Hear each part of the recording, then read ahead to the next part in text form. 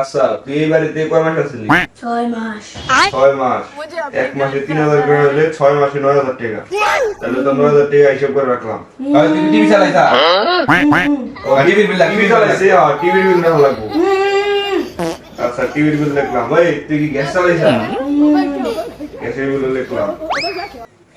তুই কি ওই কারেন্ট ব্যবহার করছা? কারেন্ট বিল লাগ। কারণ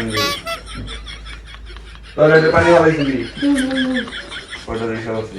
মানুষজনে বাজাইছিলি? ওটা তোর উপরে হিসাব হয় না। আচ্ছা তোর টোটাল হিসাব করার পর বাইরেছে 20,250 টাকা। এই টাকাটা এক্ষুনি দিবি তুই। এবার রুম হচ্ছে দরকার। দাও তুমি